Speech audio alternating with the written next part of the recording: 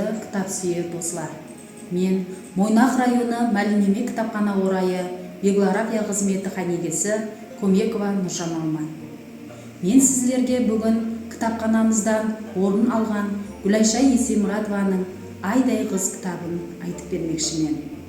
Бұл кітапта жазушымыз инсанды тәрбиялыққа, әдеп икрамлыққа, ұлыма айтқанда инсанилік фазилетлерді сәулелендірген. Гүлайша Есемұратованың «Айдай қыз» кітабындағы ана кеулі көрінген.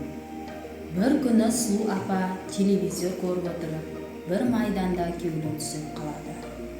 Оны көрген қарысы һәм апасы жанына келіп, «Хау апа, не болды?» деп сұрайды. Сұлу апа сонда «Мен Москвадағы баламменен сөйлеспекшімен» дейді. Қарысы «Қазір сөйлесуің шарт пе?» деп сұрайды. «Ауа, қазір сөйлесуім керек. Сөйлесу соншелік қиын ба не?» деп кеулі түседі. Қызы қоңырау етеді. Байланысқа түсе алмайды.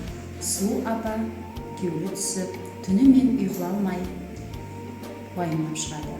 Таң азаннан тұрып алып, қызына және қоңырау етуді сұрайды.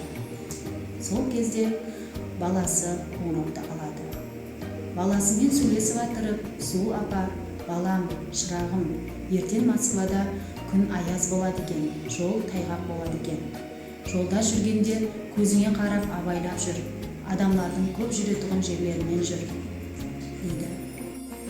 «Апа, мен ертең жер тайғақ болатұғын білемен, жолдан абайлап жүремін» дейді. Апасы баласының абайлап жүруін естіп, көңілі жайына түсіп, бір көзіне ұйқы келіп ұйықтайды. Азиз кітапқұмарлар, ана бала ананың кеулі балада демекші, біз перзенттер анамыздыға мейірман болуымыз керек. Қайда жүрсек те анамызға қоңырау шалып, аманлығымызды білдіріп тұруымыз керек. Сол кезде аналарымыздың кеулі тыныштанады. Диққатларыңыз үшін